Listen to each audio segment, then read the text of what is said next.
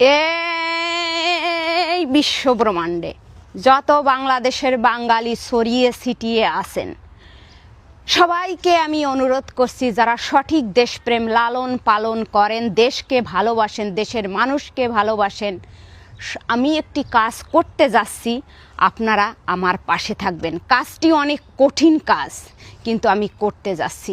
এই সংক্ষিপ্ত সময়ে আমি কেন করতে যাচ্ছি এই বিবরণ আমি পরে ভিডিওতে দিব, আপনারা দেখে নিয়েন কেন আমি করতেছি। তবে আপনারা কিন্তু নড়বেন না, আপনারা কিন্তু আমার পাশে থাকবেন এবং সাহস দেবেন। কাজটা কিন্তু ভীষণ কঠিন কাজ, কিন্তু আপনারা কিন্তু আমার সাথে থাকবেন।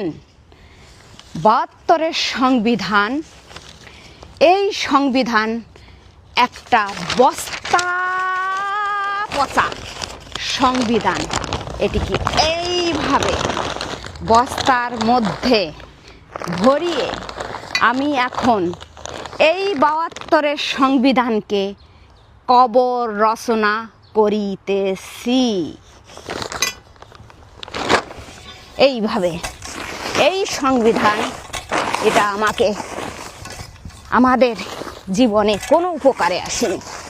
এই সংবিধান ভারতের তৈরি সংবিধান, এই সংবিধান আমাদের জীবনে কোনো উপকার আসেনি। এই সংবিধান যেই ক্ষমতায় আসে এই সংবিধানের উপর ভোট দিয়ে স্বৈরাচার হয়ে যায়, মানুষকে গুম খুন নির্যাতন চালায়।